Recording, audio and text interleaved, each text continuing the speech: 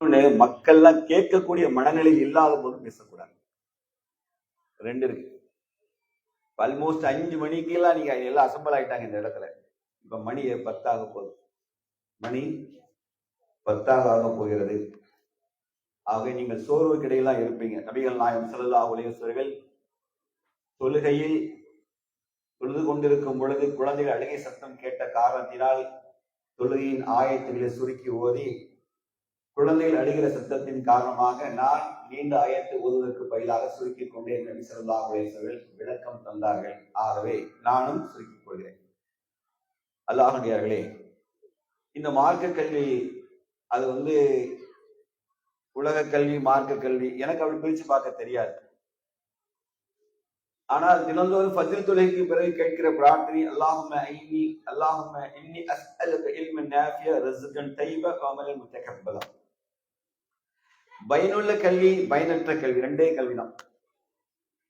நீங்க இன்ஜினியரிங் படிச்சாலும் இஸ்லாம் தான், நீங்க டாக்டருக்கு படிச்சாலும் இஸ்லாம் தான், நீங்க ராக்கெட் விட படிச்சாலும் இஸ்லாம் தான். எல்லாத்தையும் இஸ்லாம் சொல்லியிருக்கு. சொல்லாத ஒண்ணுமே திருக்குர்ஆனில் இல்லை.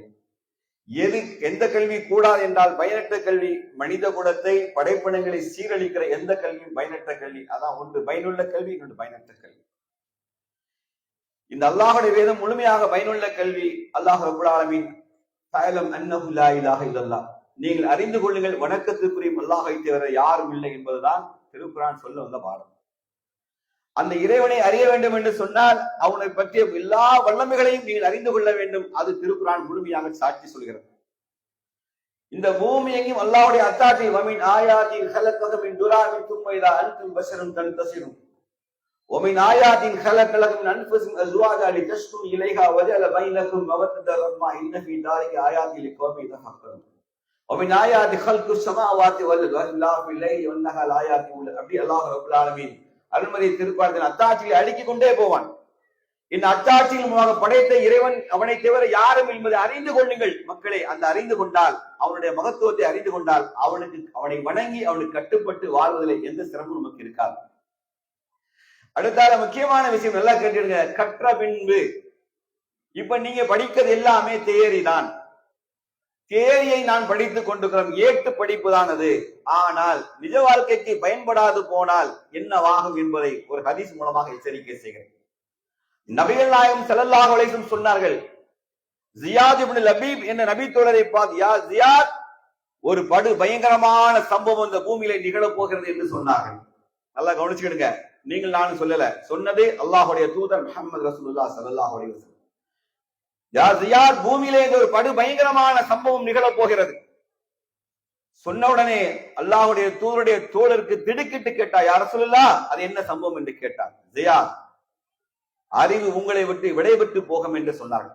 முதல்ல அவங்க சொல்லும்போது சொன்னாங்க, கல்வி நம்மை விட்டு விடைபெற்று போகும், அதற்கு காரணம் உலமாக்கள் கைப்பற்றப்படுவாங்க. இது அப்படி இல்லை. அறிவு உங்களை விட்டு, கல்வி வேற அறிவு ரெண்டையும் பிரிச்சுக்கிடுங்க. அறிவு விடைபெற்று போகும் என்று சொன்னார்கள். உடனடியாக பதிலளித்தார், இது ஓதிக்கொண்டே இருக்கிற மக்கள் எல்லாருக்கும் பொருந்தும். திருக்குர்ஆனை வெறுமனே ஓதிவிட்டு படித்து படித்து மடக்கி வைத்து முத்தம் கொடுக்கிற முட்டாள்களுக்கு நான் சொல்கிறேன். நான் வார்த்தை கடுமையா தான் போடுவேன். திருக்குர்ஆன் படித்து முத்தம் கொடுத்து மடக்கி வைக்கிற புத்தகம் கிடையாது. இப்பொழுது சொன்னார்கள், ஜியாத் சொன்னார், அல்லாஹ்வின் தூதரே, நான் திருக்குர்ஆனை ஓதுகிறேன், நான் என் சந்ததிகளுக்கும் திருக்குர்ஆனை கற்றுக் கொடுக்கிறேன். நாளை எங்கள் சந்ததிகளும் நாளைய சந்ததிகளுக்கு திருக்குர்ஆனை கற்றுக் கொடுக்கும் போது அறிவு எவ்வாறு எங்களை விட்டு விடைபெற்று போகும் யா ரசூலுல்லாஹ் என்று எச்சரிக்கை துணியோடு கேட்டார்கள். அப்புறம் அல்லாஹ்வுடைய தூதர் பதிலளித்தார், ஜியாத், இந்த மதீனாவிலே உம்மை தான் அறிவுஜீவி என்று நான் கருதினேன். அவ்வாறு அல்ல, அவ்வாறு கிடையாது. நிச்சயமாக அறிவு விடைபெற்று போகும். எப்படி தெரியுமா? இதற்கு முன்பு வேதம் கொடுக்கப்பட்ட யூதர்களும் நஸ்ரானிகளும் அவர்களுக்கு கொடுக்கப்பட்ட வேதத்தை ஓதிக்கொண்டே இருந்தார்கள், அது எந்த ஒன்றையும் நடைமுறைப்படுத்தி பார்க்கவே இல்லை என்று குற்றம் சாட்டினார். இங்கதான் நாம் கற்றுக்கொள்ள வேண்டும். ஓதிக்கொண்டே இருப்பதனால் இந்த சமூகம் அழிந்துதான் போகும். ஓதிக்கொண்டே இருப்பதற்காக திருக்குர்ஆன் இறக்கப்படவில்லை. அதுக்கு அல்லாஹ்வுடைய தூதர் 23 ஆண்டு காலம் தேவையும் இல்லை. அல்லாஹ் ரப்பல் ஆலமீன் நாடினால் ஓர் இரவிலே 1444 வசனத்தையும் 6666 வசனத்தையும் அல்லாஹ் ரப்பல் ஆலமீன் அல்லாஹ்வுடைய தூதர் உள்ளத்திலே பதிவு வைப்பதற்கு அவன் அல்லாஹ் ஒவ்வொரு பொருள் மீது ஆற்றல் உடையவனாக இருக்கிறான். அவன் அப்படி செய்யல. 23 ஆண்டு காலம் திருக்குர்ஆனை நடைமுறைப்படுத்தி காட்டுவதற்காகவே இறை தூதர் மக்களோடு மக்களாக பழகி நின்று கடைசி வரைக்கும் இந்த மார்க்கத்தை கற்றுக் கொடுத்தார்கள். பிராக்டிக்கல் இல்லாத ஒன்றை இஸ்லாம் ஆக்கிவிடக் கூடாது. ஆகவே யூதர்களும் நஸ்ரானிகளும் செய்தார். என்ன செய்தார்கள்?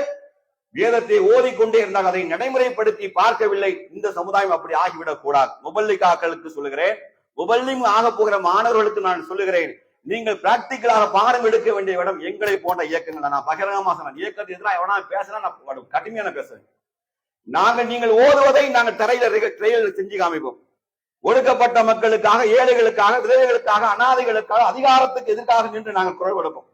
மனிதநேய சேவையினர் ரத்தம் என்றான் சரி, மறந்தெழுது என்றான் சரி, எத்தகைய மனிதநேய சேவை என்றால் அதில் கடைசி எல்லை வரைக்கும் போய் பார்க்க நினைப்போம். தெரிந்து கொள்ளுங்கள், நீங்கள் அப்படி தவறாக யாரோ உங்களுக்கு சித்தருக்கு சொன்ன போலியை மனதில் வைத்துக் கொண்டு பொது வாழ்க்கைக்கு வராது நீங்கள் திருக்குறான் தொழுது விட்டு திருக்குறானை முடக்கி புத்தமாக உள்ளே வைத்தால் ஏமாந்த நீங்கள் மட்டுமல்ல, நீங்கள் அல்லாஹும் அவனது தூதர் நபி ஸல்லல்லாஹு அலைஹி வஸல்லம் சகாபாக்களும் எந்த மார்க்கத்தை நமக்கு உறுதியாக கையில் தந்தார்களோ அந்த மார்க்கத்தை சிதைத்த குற்றவாளிகள் தான் நீங்கள். அதனால சொல்றேன், வேதத்தை ஓதிக்கொண்டே அது படு பயங்கரமான சம்பவம். படு பயங்கரமான ஓதிக்கொண்டே அடுக்குவதில்லை. நாங்க எல்லாரும் ஓதிட்டோம், யார் செயல்படுவது? கேள்விக்கு பதில் சொல்லுவீங்க. எல்லாரும் ஓதியாச்சு, எல்லாரும் மனநம் பண்ணியாச்சு, எல்லாருக்கும் குர்ஆன் தெரியும், ஆனா யாரும் வரமாட்டோம். யார் இதற்கு வரமாட்டோம். வா தஸ்மி கப்லில்லாஹி ஜமியா, ஒற்றுமை கயிறு பற்றி பிடிக்குதா? அது எப்படிப்பட்ட வார்த்தை தெரியுமா? அல்லாஹ் சொன்னா, வைது குன்தும் அஸான் ஃபல்லஹ பைன குலுபும் அஸ்பகுதும் பிநியமதி வானா வ குன்தும் அலா ஸஃபா குஃப்ரத்தி மினன்னார். என்ன சொன்னான் தெரியுமா? லா இலாஹ இல்லல்லாஹ் என்ற ஏகத்துவ கொள்கையை முழங்கியதற்கு முன்பாக நீங்கள் எல்லாம் பகைவர்களாக இருந்து குறைசிகளாக இருக்கும்போது வெட்டிட்டு குத்திட்டு செத்துட்டு கிடனா.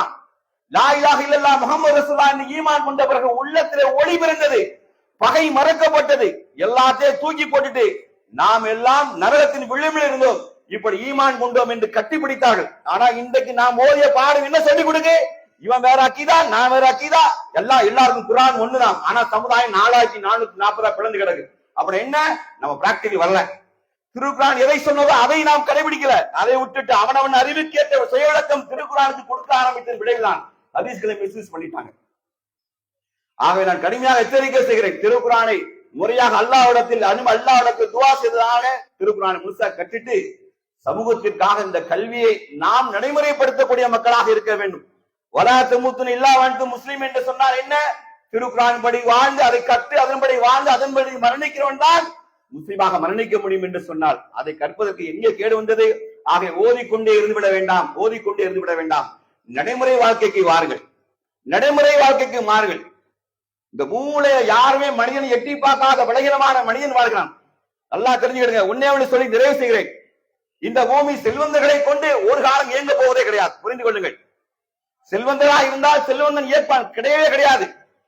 ஒரு முறை நபி ஸல்லல்லாஹு அலைஹி சகாபாக்களோடு நின்று கொண்டிருக்கும் போது அந்த இடத்தை ஒரு பராரி மனிதன் ஒரு செல்வந்தன் கடந்து சென்றார். பார்த்தாலே தோற்றத்தை பார்த்தாலே அவனை பார்த்தாலே அழகு மிளிந்தது. சகாபாக்களத்தை கேட்டாங்க, அல்லாஹ்வின் தூதர், யார் இந்த மனிதர்? சகாபாக்கள், அல்லாஹ்வின் தூதரே, செல்வாக்கு பெற்ற மனிதர், இவருக்காக யாரும் பொன் கொடுக்க முன் வருவார்கள், இவருக்காக யாரும் பரிந்துரையும் செய்வார்கள், இவர் பரிந்துரை யாரும் ஏற்றும் கொள்வார்கள். அல்லாஹ்வுடைய அமைதி காத்தார், பதிலே சொல்லல. சற்று நேரம் தாமதமான பிறகு இன்னொரு மனிதர், பராரி தோற்றமுள்ள மனிதன் கடந்து சென்றார். அல்லாஹ்வுடைய தூதர் கேட்டார்கள், யார் இந்த மனிதர்? அல்லாஹ்வின் தூதரே, கேட்பாரற்ற மனிதர், இவருக்காக யாரும் பரிந்துரை செய்யவும் மாட்டார்கள், இவர் பரிந்துரை யாரும் ஏற்றுக்கொள்ளவும் மாட்டார்கள், இவருக்கு யாரும் பெண் கொடுக்க முன்வரும் இல்லை. யார சொல்லார்? அல்லாஹ்வுடைய தூதர் சொன்னார்கள், முதலில் சென்ற மனிதரை கொண்டு பூமி நிரம்ப மனிதர்கள் இருப்பதை விட இதை போன்ற கேட்பாரற்ற மனிதர்களை கொண்டுதான் அல்லாஹ் அந்த பூமிக்கு உணவும் உதவியும் அளிக்கிறான். ஞாபகத்தை வைத்துக் கொள்ளணும். இதுதான் இஸ்லாம். நீங்கள் ஓதி படித்து விட்டு நமக்கு கற்பனையில் எட்ட முடியாத துயரத்தில் வாழ்கிற மக்களை கண்டுகொள்ளாது வாழ்ந்தால் இஸ்லாம் நிலைபெறப் போவது கிடையாது. அவை Islam is practical. Islam is practical. கற்றோடு நிற்கக்கூடாது. கட்டதோடு நின்றான் குற்றவாளி. மார்க்கத்தை ஒரு பகுதியை எடுத்து ஒரு பகுதியை மறுத்தவன். தேரியை படிச்சுட்டு பிராக்டிகல் யார் விட்டானோ யூதர்களை போன்று மார்க்கத்தை ஒரு பகுதியை எடுத்து மற்றொரு பகுதியை விட்டவர்கள் தான் குற்றவாளிகள் தான். ஆகவே நடைமுறை இஸ்லாத்திற்கு வர வேண்டும் என்பதை நான் தாழ்மையாக வச்சுட்டு நாமெல்லாம் நேர்வழி நேர்வழி நேர்வழி என்று நான் நினைக்கிறேன், அண்ணன் நினைக்க எல்லாருக்கும் நினைக்கிறேன் நம்மளா நேர்வழி. ஏன்னா நாங்கள் லா இலாஹ இல்லல்லாஹ் முஹம்மது ரசூலுல்லாஹ் என்று சொல்லிவிட்டோம். ஆகவே நேர்வழி என் உள்ளத்தில் இருக்கிறேன் என்று நினைக்கிறோம். கொஞ்சம் கவனமா கேளுங்க, பெண்கள் சேர்ந்து கேளுங்க, முக்கியமா தெரிஞ்சுக்கிடுங்க. நேர்வழி நீங்க சூரத்தில் ஃபாத்திஹா ஓதுவது உண்மை என்றால், நம்பிக்கையோடு ஓதுவது உண்மை என்றால், நான் சொல்ற வசனத்துக்கு பதில் உங்க உள்ளத்துல ஏன் உள்ளது இருக்கா நீங்க எல்லாம் செக் பண்ணிக்கணும். நான் முதல்ல ஓதிய வசனம் 6வது அத்தியாயம் 125, வமை யுரீதுல்லாஹ் அன் யஹ்தியஹு யஸ்ரஹ் ஸத்ரஹு லில் இஸ்லாம். அல்லாஹ் சொன்னான். நபி ஸல்லல்லாஹு அலைஹி வஸல்லம் இந்த வசனத்தை ஓதிவிட்டு சொன்னார்கள், ரொம்ப சீரியஸா பாருங்க. ஓதிய பிறகு அண்ணனார் கூறினார்கள், உள்ளத்தில் ஒளி நுழைந்து விட்டால் அந்த உள்ளம் விரிவடைந்து விடுகிறது என்றார்கள். உள்ளத்தில் ஒளி நுழைந்து விட்டால் அந்த உள்ளம் விரிவடைந்து விடுகிறது என்று சொன்னார்கள். 6வது அத்தியாயம் 125வது வசனம். உடனே சகாபாக்கள் கேட்ட, அல்லாஹ்வின் தூதரே, அந்த ஒளி உள்ளத்தில் பரவினால் அதற்கான அடையாளத்தை எங்களால் காண முடியுமா என்று கேட்டார்கள். உள்ளத்துல ஒளி வந்துட்டுன்னா அடையாளத்தை நாம் காண முடியுமா? இந்த கேள்வி நியாயமான கேள்வி. உடனே அல்லாஹ்வுடைய தூதர் சொல்ல, ஆம், கண்டிப்பாக கண்டிப்பாக மனிதனுடைய உள்ளம் இந்த உலகத்தில் இருந்து தேவையற்றதாக ஆகிவிடும். அப்படி இருக்கா? நமக்கு நேர்வழிக்கு அர்த்தம் என்ன தெரியுமா? அந்த ஒளி உள்ளே பரவினால் மனிதன் உள்ளம் இந்த உலகத்தை விட்டு தேவையற்றதாக ஆகிவிடும். 2வது சொன்னார்கள், கவர்ச்சியாகவும் அழியக்கூடியதாகவும் உள்ள இந்த உலகத்தை விட்டு பற்று இல்லாததாக ஆகிவிடும். பற்றே இருக்காது. கவர்ச்சியும் அழியக்கூடிய உலகத்தின் மீது அவனுக்கு பற்று இருக்காது. ஒண்ணே உலகாசை இருக்காது, 2வது கவர்ச்சியும் அழியக்கூடியது அவனை பற்றி அக்கறை இருக்காது. 3வது என்னென்றும் நிலைத்திருக்கக்கூடிய அந்த வீட்டை, மறுமை வீட்டை நாடுவதாக மாறிவிடும். மரணம் வருவதற்கு முன்பே மரணத்திற்கான தயாரிப்புகள் ஈடுபட்டுவிடும். அதுதான் நேர்வழி என்ற ஒளி உள்ளே வந்ததற்கான அடையாளம். இந்த அடையாளம் உங்களுக்கும் எனக்கும் ஓதி முபல்லி கற்றுக் கொடுத்த ஆளி எல்லாரும் இருக்கான்னு பார்த்துக் கொள்ளட்டும். அப்படி இருந்தால் அல்லாஹ் ரப்பல் ஆலமீன் உள்ளத்தில் நேர்வழி தந்தான். அந்த நேர்வழி பெற்ற மக்கள் தான் வெற்றி பெற முடியும். அல்லாஹ் ரப்பல் ஆலமீன் இந்த கல்வியை பயனுள்ளதாக ஆக்கிது. ஒரே ஒரு செய்தி, உம்மு ஐமன் ரலியல்லாஹு அன்ஹு அவர்கள், அல்லாஹ்வுடைய தூதருடைய வளர்ப்பு தாயாக இருந்தவர்கள் உம்மு ஐமன் ரலியல்லாஹு அன்ஹு அவர்கள், எப்போது அல்லாஹ்வுடைய தூதர் தினந்தோறும் ஃபஜ்ர் தொழுது விட்டு காலை அபூபக்கர் சித்திக் ரலியல்லாஹு அன்ஹு, உமர் ரலியல்லாஹு அன்ஹு சேர்ந்து அவங்க வீட்டுக்கு போயிட்டு சலாம் சொல்லிட்டு பேசிட்டு தான் வீட்டுக்கு போவாங்க. அல்லாஹ்வுடைய தூதர் மரணித்தார்கள். நீண்ட நாள் அங்க யாரும் போய் பார்க்கவில்லை. ஒரு நாள் அபூபக்கர் ரலியல்லாஹு சொன்னார்கள், உமரே, நபி ஸல்லல்லாஹு அலைஹி வஸல்லம் உம்மு ஐமனை தினந்தோறும் காலையில ஃபஜ்ர் தொழுது விட்டு சலாம் சொல்லிட்டு விட்டு செல்வார்கள். நாம் அந்த சுன்னத்தை கடைபிடிக்கலாம் என்று சென்ற போது 2 பேரும் போய் பார்க்க போகிறார்கள். உம்மு ஐமன் ரலியல்லாஹு அன்ஹா கண்ணீர் விட்டு அழுதார்கள். அப்ப கேட்டாங்க, ஏன் அழுகிறீர்கள்? அல்லாஹ்வுடைய தூதர் எங்கிட்ட மிஸ்ஸிங், இந்த கூட்டத்துல மிஸ்ஸிங் ஆனதால நீங்க அழுகிறீங்க. அதற்காக அளவில்லை, நல்லா கவனிச்சுங்க, அதற்காக நான் அளவில்லை. ஆனால் முகமது எம்மை விட்டு சென்ற பிறகு அல்லாஹ்வுடைய மறந்து திருக்குர்ஆன்ல வஹி இறங்கும் நின்று போய் விட்டது, ஆகவே அழுகிறேன் என்று சொன்னார். திருக்குர்ஆனை நேசிக்கும் பெண்மணி அல்லாஹ் ரப்பல் ஆலமீன் அத்தகைய நேசமுடைய மக்களாக நம்மை ஆக்கிடுவானாக. அஸ்ஸலாமு அலைக்கும் வரஹ்மத்துல்லாஹி வபரகாத்துஹு. ஜஸாக்கல்லாஹு ஹைரன். அடுத்தபடியாக அப்துல் ஹமீத் டியூஷன் சென்டரிலே படித்துக் கொண்டிருக்கக்கூடிய நம்முடைய பிள்ளைகள் மட்டுமல்ல, சகோதர சமுதாயத்தை சார்ந்த பிள்ளைகளும் பயின்று கொண்டிருக்கிறார்கள். அவர்களை ஊக்குவிக்கும் விதமாக இப்பொழுது பரிசுகள் வழங்கப்படுகிறது. அதனுடைய பெயர்களை ஆசிரியர் ரிஃபாயா அவர்கள் வாசிப்பார்கள். அந்த பரிசினை வழங்க அன்பு சகோதரர் இனாயத்துல்லா அவர்களை அழைக்கிறேன்.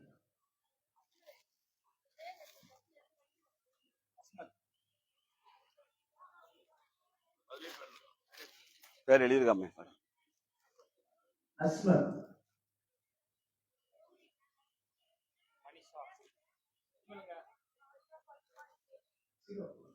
அவங்கள கொஞ்சம் முன்னாடி வந்து நிறுத்திருங்க. அவங்கள ஃபர்ஸ்ட் பிரைஸ் யார் வாங்க வராங்களோ அவங்க முன்னாடி நிறுத்திக்கிட்டீங்கன்னா டக்குன்னு மேலே ஏற்றிடலாம்.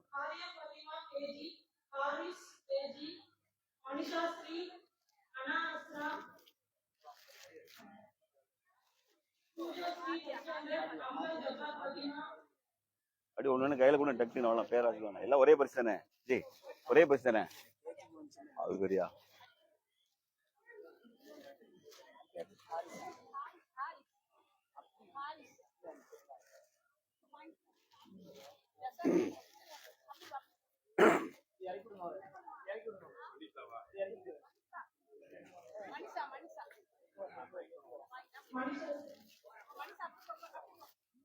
இப்படி வாங்க, இப்படி வாங்க அண்ணா.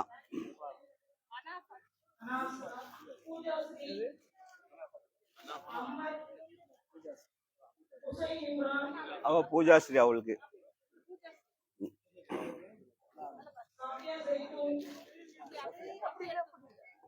பார்த்து சின்ன பிள்ளை எப்படி அதான் நில்லுங்க, யாரா நில்லுங்க, குழந்தை வார்த்தை.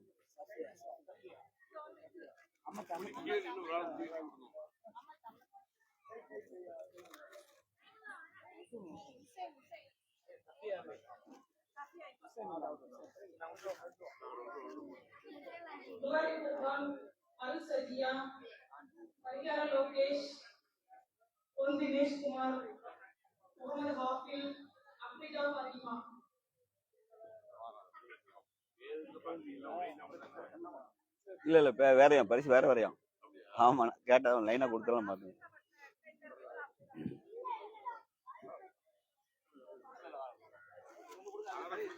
ஆமா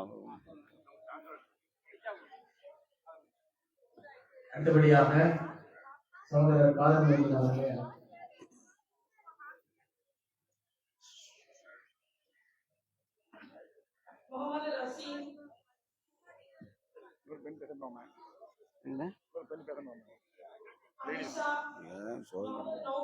ஒண்ணு கிடைக்கிட்டு நான் முதல்ல போறேன். ஆமா கண்ட்ரோல் பண்ண முடியாது.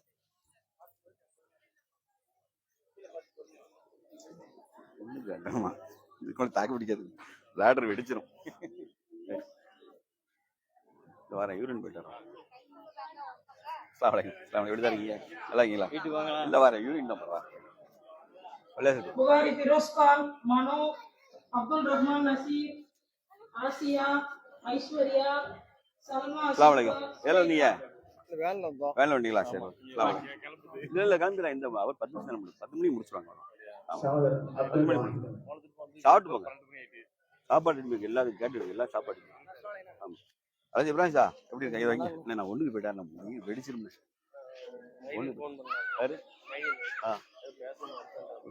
ஹலோ அலைசலாம் மைதீன். சரி ஒண்ணு அப்படியா? மாப்பிள்ளை வந்து அடுத்ததான் பரிசுகளை வழங்க ஒண்ணு போயிட்டு. சரி ஓகே, 11 மணிக்கு இல்ல இல்ல வந்துருவேன். அவரு தலைவர் பேசலாம், ஒண்ணுக்கு போயிட்டு வரேன். நல்லா இருக்கியா? இந்த ஒரே நிமிஷம் ஒண்ணு இல்ல, நான் ஒண்ணு போயிட்டு வரேன். அடக்கிட்டு இருக்கேன் காலைல இருந்து.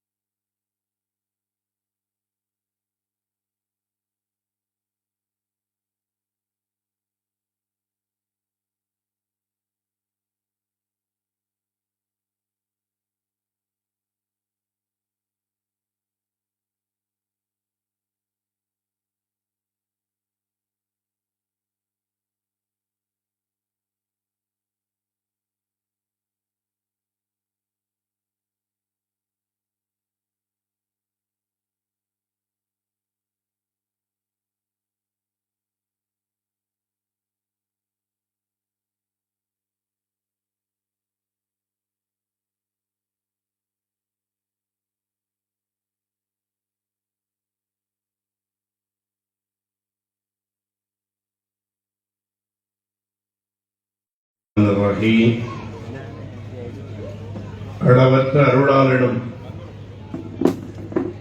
நிகரற்ற அன்புடையதுமாயுள்ள ஏக வல்ல இறையவனை போற்றி புகழ்ந்த வண்ணமாக அல் ஜுவரா மகளிர் இஸ்லாமிய கல்லூரி முதலாம் ஆண்டு நிறைவு நிகழ்ச்சியினுடைய தலைவர்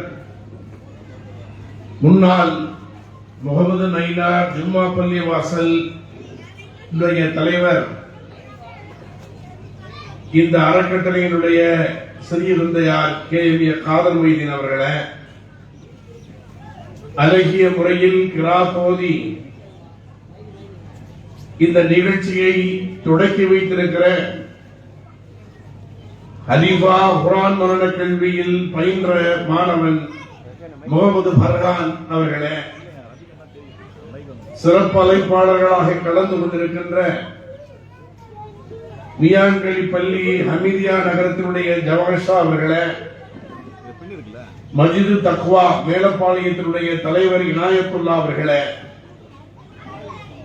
நூருல் இல்மு உதவும் கரங்கள் இரவண சமுத்திரம் முகமது ஒலி பாதுஷா அவர்களே, கயத்தாறு பேரூராட்சியினுடைய தலைவர் சகோதரி சுப்புலட்சுமி அவர்களே, மஜிதுல் மாலிக் தலைவர் முகமது அவர்களே, எனக்கு முன்னால் அழகிய முறையில் இஸ்லாமிய அடிப்படையில் எவ்வாறு நீங்கள் குர்ஆனை கற்க வேண்டும் என்பதை தெளிவாக சொல்லிவிட்டு சென்றிருக்கின்ற குல்லியத்துல் முஸ்லிமீன் மகளிர் இஸ்லாமிய கல்லூரியினுடைய முதல்வர் மரியாதைக்குரிய KS ரஹ்மத்துல்லா இம்தாதி அவர்களே, நீங்கள் குர்ஆனை படித்துவிட்டு அதை அழகாக முத்தமிட்டு கண்களிலே ஒத்தி வைத்துவிட்டு அதை மேல் பரனிலே வைத்து அழகு பார்ப்பது அல்ல இஸ்லாம். எம்பெருமானார் ஸல்லல்லாஹு அலைஹி வஸல்லம்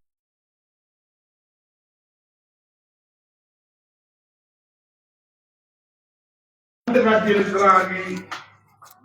அதுபோல் எங்களை போன்ற இயக்கவாதிகள், எங்களை போன்ற சமூக அமைப்பிலே உள்ளவர்களுடைய செயல்பாடுகளையும் நீங்கள் உள்வாங்கி மக்களுக்காக உழைத்தால் மட்டும்தான் குர்ஆனினுடைய பயனை முழுமையாக அடைய முடியும் என்பதை அழகாகவும் தெளிவாகவும் அவருக்கே உரித்தான ஆணித்தரமான வாதத்தை எடுத்து வைத்துவிட்டு சென்றிருக்கின்ற ஐக்கிய முஸ்லிம் முன்னேற்ற கழகத்தினுடைய பொதுச் செயலாளர் அன்பு சகோதரர் பாலை ரஃபீக் அவர்களே, இன்றைக்கு கயத்தாரிலே ஒரு நல்லதொரு நிகழ்ச்சியை ஏற்பாடு செய்து பீர்ராவுத்தரனுடைய வழித்தோன்றல்கள் ஹனிபா அவருடைய மனைவியார் ஜுவரா இவர்களுடைய பெயராலே இன்றைக்கு ஒரு அறக்கட்டளையை நிறுவி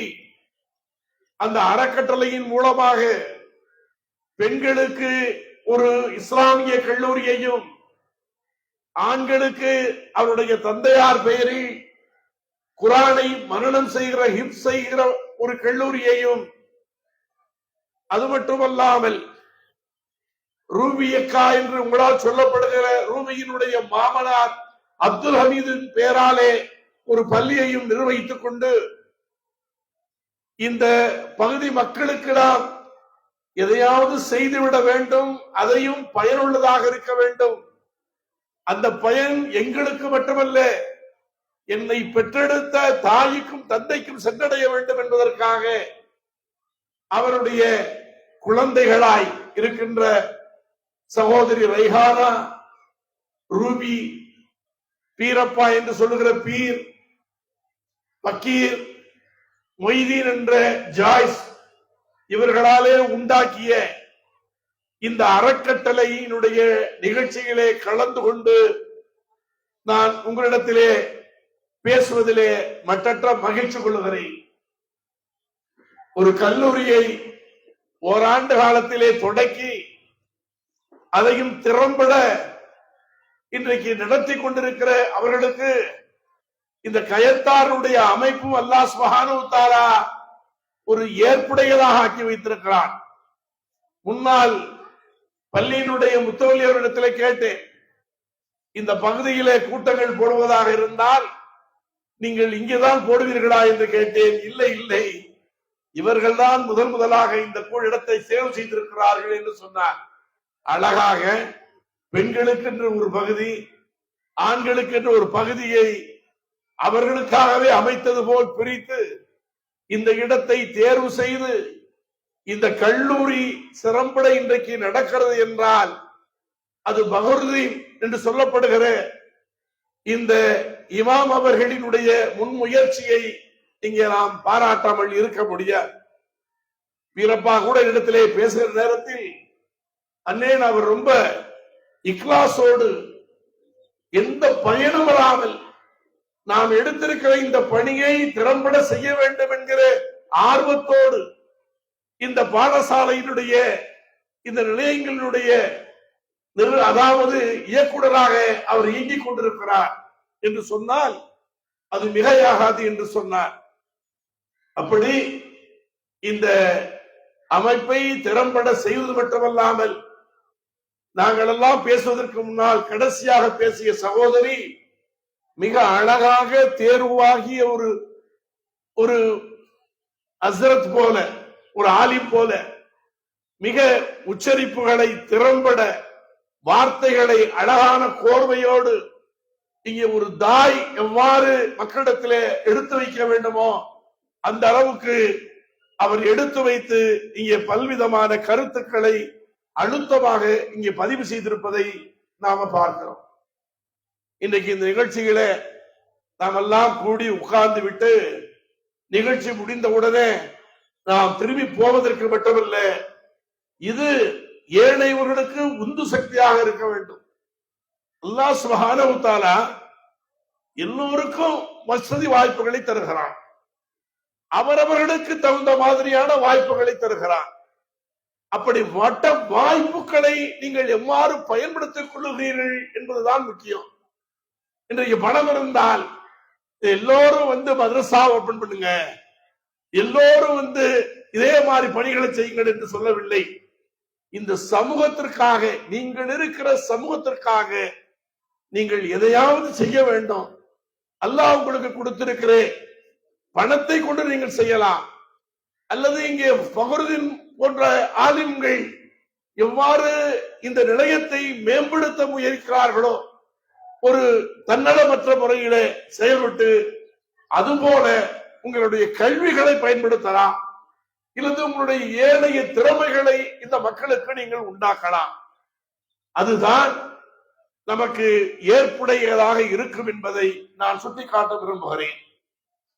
எம்பெருமானார் ஸல்லல்லாஹு அலைஹி வஸல்லம் அவர்களை அல்லாஹ் சுப்ஹானஹு வ தஆலா ஜிப்ரீல் அலைஹிஸ்ஸலாம் மூலமாக சந்திக்கிற நேரத்தில் ரசூல் ஸல்லல்லாஹு அலைஹி வஸல்லம் ஒரு உம்மி, எழுத படிக்க தெரியாது. அல்லாஹ் எப்படி தேர்ந்தெடுக்கிறான் என்று பாருங்கள். அவர் அறிஞர் அல்ல, எழுத படிக்க தெரிந்த ஒரு விற்பனர் அல்ல, அவருக்கு எழுத படிக்க தெரியாது. அல்லாஹ்வை, இறைவனை, ஒரு தனிமையை தேடி ஹீரா குகையிலே அமர்கிறார். அல்லாஹ் சுப்ஹானஹு வ தஆலா இவரை தேர்வு செய்து விட்டான். முன்பே 40 ஆண்டு காலம் அவரை அவ்வாறு அவன் வளர்க்கிறான். வளர்த்த பிறகுதான் அவன் ஜிப்ரீல் அலைஹிஸ்ஸலாத்தை அனுப்பி நீங்கள் இக்ரா ஓதுவீராக என்று சொல்லுகிறான். ஓத தெரியாதவரிடத்திலே, எனக்கு ஓத தெரியாது என்று சொல்லுகிறவரிடத்திலே கட்டிப்பிடித்து ஆராதனை செய்து ஓதுவீராக என்று சொல்லிய பிறகு அவர் ஓதுகிறார். அப்படி அவர் ஓதுவது மட்டுமல்ல, முதலிலேயே இந்த சமுதாயத்திற்கு அல்லாஹ் சுப்ஹானஹு வ தஆலா தருவது, எல்லோரும் படியுங்கள், ஓதுவீராக என்றால் அது படியுங்கள், ஆண் பெண் என்று பாகுபாடு இல்லாமல் ஆண் பெண் இருவருக்குமே நீங்கள் கல்வியை கற்க வேண்டும் என்று எம்பெருமானார் ஸல்லல்லாஹு அலைஹி வஸல்லம் சொல்லதாக புகாரி ஷரீஃபிலே பதிவு செய்யப்பட்டிருக்கிறது. ஆனால் இன்றைக்கு நம்மவர்கள் என்ன சொல்லுகிறார்கள்? ஆண்களுக்கு நிகராக பெண்கள் படிக்கலாமா? அது கூடுமா? அது அடங்குமா? என்றெல்லாம் இன்றைக்கு பேசுகிறார்கள். எல்லா அறிவுகளையும் நீங்கள் பெற வேண்டும். எம்பெருமானார் ஸல்லல்லாஹு அலைஹி வஸல்லம் அவருடைய காலத்தில் ஹிஜ்ரி 1 பத்ர் யுத்தம் நடக்கிறது. அந்த பத்ர் யுத்தத்திலே தோல்வி அடைந்தவர்களை கொண்டு வந்து வைத்திருக்கிறார்கள். தோல்வி அடைந்தவர்களை, அவர்களை வினை கைதிகளாக கூட்டி வந்து வைத்திருக்கிறார்கள். அவர்கள் எல்லாம் பதவதை போல இருக்கிறார்கள். அவர்களை பார்த்து ரசூல் ஸல்லல்லாஹு அலைஹி வஸல்லம் சொன்னதாக பிலால் ரலியல்லாஹு தஆலா சொல்லுகிறார்கள், இங்கே யாரெல்லாம் வசதி படைத்து இருக்கிறீர்களோ அவர்கள் உங்களுக்கு வசதிக்கு தகுந்த மாதிரி நன்கொடை அக்கொடை கொடுத்து நீங்கள் விடுதலாகிக் கொள்ளலாம். பண வசதி இல்லாதவர்கள், யாரெல்லாம் கல்வி அறிவு பெற்றிருக்கிறீர்களோ அவர்கள் எங்களில் கல்வி அறிவு இல்லாதவர்களுக்கு கல்வி கற்றுக் கொடுத்து அதன் மூலமாக நீங்கள் விடுதலை அடையலாம். நான் கேட்பது, மக்கத்து காவிரிடத்திலே எந்த மார்க்கம் இருந்தது? மக்கத்து காவிர்கள் இஸ்லாத்துக்கு எதிராக யுத்தம் தொடுக்கிறார்கள், கல்வி என்பதிலே இஸ்லாமிய கல்வி என்பது அவசியம். ஆனால் ஏனைய கல்விகளை, ஏனைய அறிவுகளை நாம் விட்டுவிடக் கூடாது.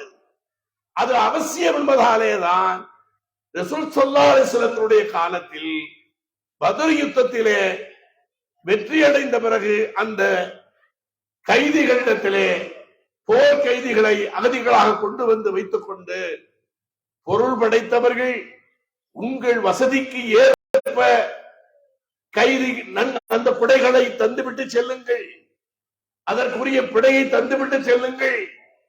வசதி இல்லாதவர்கள், கற்றறிந்தவர்கள் இருந்தால் யார் யார் இருக்கிறீர்களோ எங்களில் கற்றறியாமல் இருக்கிறவர்களுக்கு கல்வியை தாருங்கள் என்று சொல்லுகிறார்கள். அதுதான் இஸ்லாத்தினுடைய கோட்பாடாக இருந்தது. இன்றைக்கு இந்தியாவிலேயும் ஏனைய பகுதியிலும் சொல்லுகிறார்கள், முஸ்லிம்கள் இங்க இருக்கிற அவர்களுடைய பெண்களை வீட்டிலே வைத்து அவர்களுக்கு ஹிஜாப் கொடுத்து அவர்களை அடக்கி ஒடுக்கி வைத்திருக்கிறார்கள். நான் கேட்கிறேன், இன்றைக்கு அதாவது ராயல் கழகம் என்கிற ஒரு அமைப்பு, அந்த ராயல் கழகம் என்கிற அமைப்பு இஸ்லாமிய நாடுகள் 13 நாடுகளிலே ஆய்வு செய்துவிட்டு ஒரு அறிக்கையை தருகிறது. அந்த அறிக்கை என்ன சொல்லுகிறது என்றால், அறிவியல் பாடத்தில் பட்டம் படித்தவர்கள் அமெரிக்காவிலே 41 விழுக்காடு, அமெரிக்காவிலே அறிவியல் பாடத்திலே பட்டம் பெற்றவர்கள் 41 விழுக்காடு. ஆனால் ஆப்பிரிக்கா நாடாக இருக்கக்கூடிய அல்ஜீரியாவிலே அறிவியல் பட்டம் பெற்றவர்கள் 71 விழுக்காடு முஸ்லிம் நாடு. பஹ்ரைனிலே 73 விழுக்காடு முஸ்லிம் நாடு. பாலஸ்தீனத்திலே 49 விழுக்காடு முஸ்லிம் நாடு. ஈரானிலே 70 விழுக்காடு முஸ்லிம் நாடு. சவுதியிலே 58 விழுக்காடு முஸ்லிம் நாடு. இவர்களெல்லாம் பெண்கள், ஆண்கள் அல்ல. அப்ப பெண்களுக்கு கல்வியை இன்றைக்கு இஸ்லாம் போதித்த மாதிரி, இஸ்லாம் எடுத்து சொன்னது மாதிரி எந்த மார்க்கமும் சொல்லவில்லை. 1440 ஆண்டுகளுக்கு முன்னாலே, இன்றைக்கு ஹிஜ்ரத் 1444 இருக்கிறோம். ஏறக்குறைய 18ஆம் நூற்றாண்டிலே 17ஆம் நூற்றாண்டிலே பெண்களுக்கு ஆன்மா இருக்கிறதா என்கிற வாதம் எங்கே? ஆப்பிரிக்காவிலே அல்ல, ஐரோப்பா கண்டத்திலே நடந்தது. அவர்களுக்கு ஓட்டுரிமை இல்லை, கல்வி கற்கிற உரிமை இல்லை, சொல்லுகிற உரிமை இல்லை. இருந்த காலத்திலே 1400 சொத்துரிமை கிடையாது. இந்தியாவிலேயும் சொத்துரிமை கிடையாது. இந்தியாவிலே முதலாக பெண்களுக்கு சொத்துரிமையை தந்தது இந்தியாவிலேயே தமிழ்நாட்டில் தான் கலைஞர் கருணாநிதியினுடைய ஆட்சி காலத்திலே 1976. ஆனால் 1444 ஆண்டுகளுக்கு முன்னாலே பெண்களுக்குரிய எல்லா உரிமைகளையும் இன்றைக்கு இஸ்லாம் தந்திருக்கிறது. அன்புக்குரிய சகோதரர்களே, இன்றைக்கு எம்பெருமானார் ஸல்லல்லாஹு அலைஹி வஸல்லம் அவருடைய ஹதீஸை அதை பல்வேறுபட்டவர்கள் அறிவிக்கிறார்கள். அபூ ஹுரைரா ரலியல்லாஹு தஆலாவினுடைய அறிவிப்புகள் அதிகமாக இருக்கிறது. ஆனால் பெண்கள் அறிவிப்பில் எம்பெருமானார் ஸல்லல்லாஹு அலைஹி வஸல்லம் அவருடைய வாழ்க்கையை பற்றிய அறிவிப்புகளிலே அன்னை ஆயிஷா ரலியல்லாஹு தஆலா அவர்களுடைய அறிவிப்புகள் 2210 அறிவிப்புகள் இருக்கிறது. அவரை ஞானத்தினுடைய தாய் என்று சொல்வார்கள்.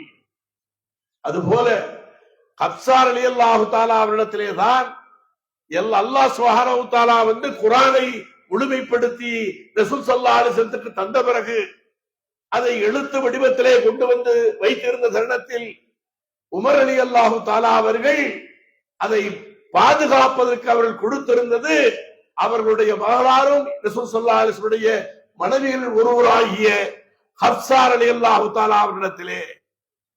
அந்த காலத்திலேயே ரசூலுல்லாஹ்வுடைய மனைவிமார்களில் ஒருவனாக ஸைனப் ரலியல்லாஹு தஆலா அவர்கள் தோள் பதனிடும் அந்த தொழில் கைத்தொழிலே தேர்ச்சி பெற்றவர்களாக இருந்தார்கள்.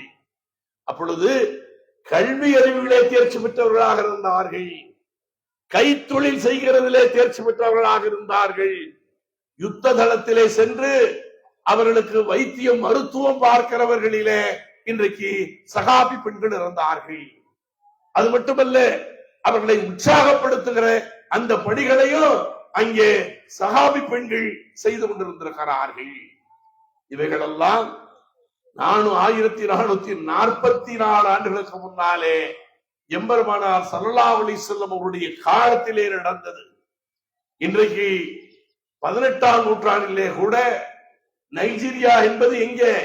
ஆப்பிரிக்காவிலே உள்ள ஒரு பகுதி. அங்கே நைஜீரியாவிலே கல்வி புரட்சியை செய்தவர் நானா அஸ்மா என்கிற ஒரு புரட்சி பெண் தான். எப்ப? 18ஆம் நூற்றாண்டிலேயே அவர் இங்கே ஆப்பிரிக்காவிலே சாதித்திருக்கிறார்.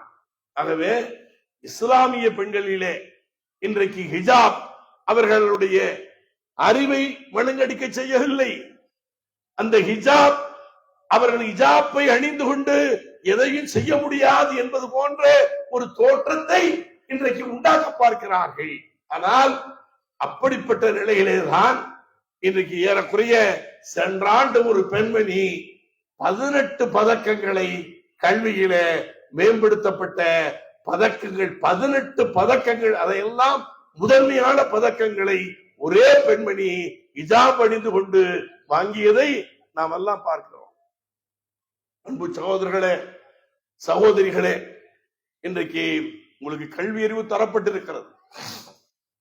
இந்த கல்வி அறிவை நாம் எவ்வாறு பயன்படுத்த வேண்டும்? உங்களுக்கு ஒரு விஷயம் சொல்லுகிறேன். ரசூல் ஸல்லல்லாஹு அலைஹி வஸல்லம் பிறப்பதற்கு முன்னால் அப்துல் முத்தலிப் காலத்திலே யானைப்படை எடுத்துக்கொண்டு அப்ரஹாம் என்கிற ஒரு அரசன் வருகிறான். அவன் நாட்டிலே கபத்துல்லா போன்ற ஒரு ஆலயத்தை கட்ட வேண்டும். ஆகவே இதை தரமட்டமாக்க வேண்டும் என்று அந்த நேரத்திலே வருகிறான். எதை கொண்டு வரான்? யானைப்படையை கொண்டு வருகிறான். அந்த யானைப்படையை கொண்டு வந்து அவன் அங்கே மக்காவிலே எப்படி அதை உடைப்பது, இவர்களை எல்லாம் எப்படி துவம்சம் செய்ய வேண்டும் என்று அவன் யோசித்துக் கொண்டிருக்கிற அந்த தருணத்திலேயே மக்காவில் இருக்கக்கூடியவர்கள் எல்லாம் அவரவர்கள் வீடுகளிலே சென்று ஒளிந்து கொள்ளுகிறார்கள். அப்படி ஒளிந்து கொண்ட அந்த நேரத்திலே தான் அப்துல் முத்தலிபுடைய ஒரு ஒட்டகம் காணாமல் போய்விடுகிறது. தேடுகிறார். அந்த ஒட்டகத்தை இந்த படை வீரர்கள் தான் வைத்திருக்கிறார் என்பது தெரிந்து அந்த அரசரிடத்திலே செல்கிறார். என்னுடைய ஒட்டகம் ஒன்று காணாமல் போய்விட்டது, அதை உங்கள் படை வீரர்கள் பிடித்து வைத்திருக்கிறார்கள், அதை நான் பெற்றுச் செல்வதற்காக வந்திருக்கிறேன். அவர் சொல்லுகிறான். அப்ரஹாம் கேட்கிறான், நான் கௌபத்துல்லாவையே தரைமட்டமாக்க வந்திருக்கிறேன்.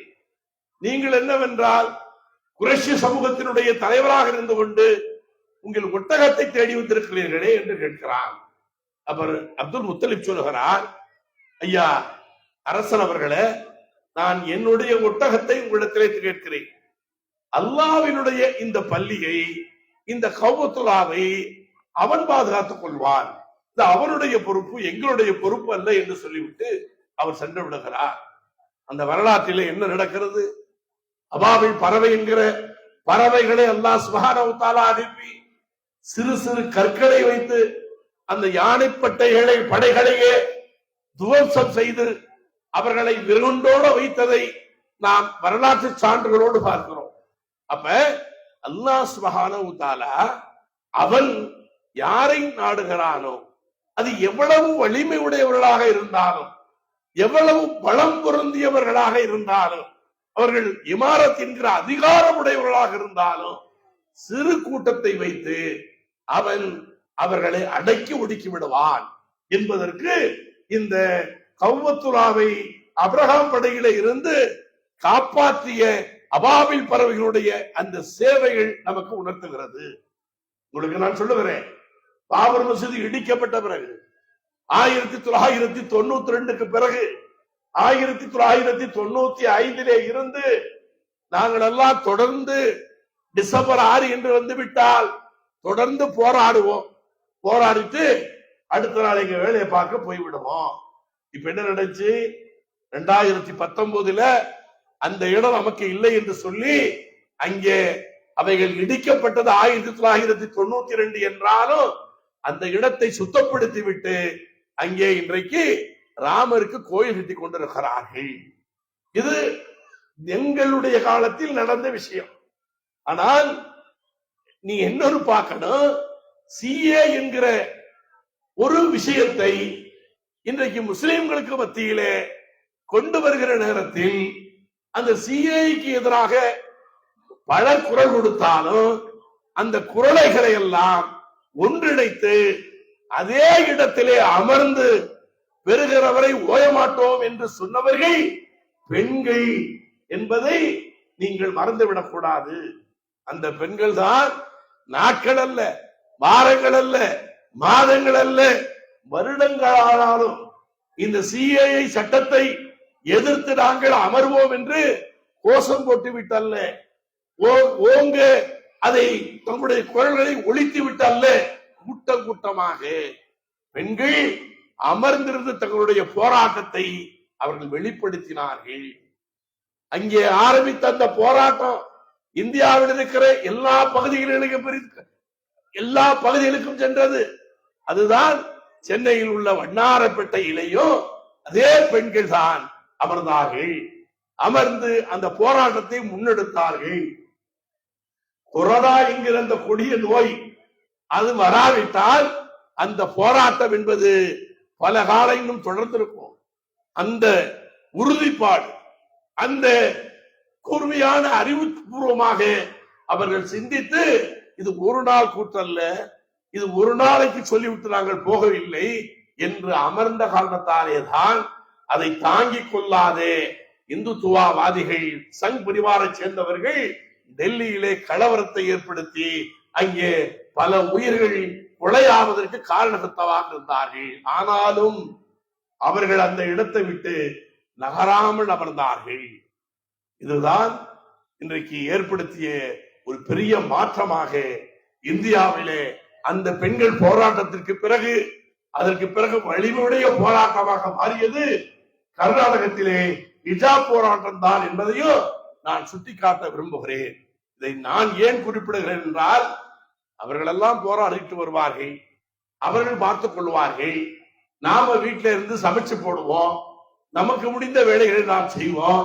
அப்படி என்று இல்லாமல் உங்கள் போராட்டங்களை இன்றைக்கு சமுதாய ரீதியாகவும் களத்திலே வந்து போராட வேண்டியவர்களாக நீங்கள் இருக்கிறீர்கள் என்பதை நான் உங்களுக்கு சுட்டிக்காட்ட ஆசைப்படுகிறேன். உங்களுக்கு தெரிந்த இந்த அறிவை நீங்கள் முபாலிகளாக மாறி இருக்கிற, குரானை கற்று தேர்ந்திருக்கிற, குரானுடைய நேர்த்தியை புரிந்து கொண்டிருக்கிற இந்த அறிவை நம் சமூகத்து மக்களுக்கு மட்டுமல்ல, ஏனைய சமூகத்து மக்களுக்கும் இஸ்லாம் என்றால் என்ன, பெண்களுக்கு இஸ்லாம் தந்திருக்கிற உரிமைகள் என்ன, இஸ்லாத்தினுடைய கோட்பாடுகள் என்ன, அது எவ்வாறு வகைப்படுத்துகிறது என்பதை எல்லாம் நீங்கள் சொல்லுகிற தாய்களாக மாற வேண்டும். வீட்டிலே வென்றதை தின்றுவிட்டு விதி வந்தால் சாவோம் என்கிற கோட்பாடு இல்லாமல் அவர்கள் ஒரு பக்கம் ஆண்கள் அவர்களுடைய பணிகளை செய்தார், நீங்கள் உட்கார்ந்து கொண்டு டிவி நிகழ்ச்சிகளை பார்த்து அந்த வருகிற காட்சிகளை உரிமைப்படுத்து, நாளைக்கு இது என்ன நடக்க போகிறது என்று ஆய்வுகளை எல்லாம் விட்டுவிட்டு நீங்கள் குரானையும் குரானுடைய அடிப்படையாக இருக்கக்கூடிய யெசூஸ் ஸல்லல்லாஹு அலைஹி வஸல்லம் ஹதீஸ்களையும் சுன்னாவையும் நீங்கள் கற்றறிந்து அதன் அடிப்படையிலே உங்கள் குழந்தைகளை வளர்க்கதிலையும் என்று கேட்டால், இன்றைக்கு நம்ம தாய்மார்கள் ஒரு நல்ல வேலை செஞ்சிட்டு இருக்காங்க. என்ன வேலை? ஒரு சின்ன பிள்ளைங்க சொன்னாங்க, நீங்க எல்லாம் போன்ல தான் இருக்கிறாங்க, அம்மா நீங்க தான் புள்ள கத்தின உடனேயே எடுத்து அதுல ஒரு யூடியூப் எடுத்து போட்டு, இந்தாமா இதை பார்த்துக்கிட்டே சாப்பிடுன உடனே அதை வாங்கிட்டு ஈனி இழுத்துக்கிட்டு சாப்பிடுது. அதை சொன்னவர்கள் நீங்கள் மறுக்க முடியுமா? அந்த குரானையோ இல்லையோ அல்ல, இந்த இருக்கிற எல்லார் வீட்லயும் செல்போன் இருக்கிறது, கைபேசி, அதுல இப்ப ஸ்மார்ட் போன் இல்லாத வீடு இல்ல, அதுல போட்டு இப்ப சின்ன பிள்ளை 3 வயசு பிள்ளை அந்த ஸ்மார்ட் போன்ல எங்க யூடியூப் இருக்குன்னு அந்த பிள்ளைக்கு தெரியும். அதாவது பெருமையா இந்த பிள்ளைகிட்ட கொடுங்களேன், என்ன செய்யுது பாருங்களேன் அதை எடுத்து அழகா போட்டது பாக்குது. இல்ல எப்படி நல்லா பாக்குது.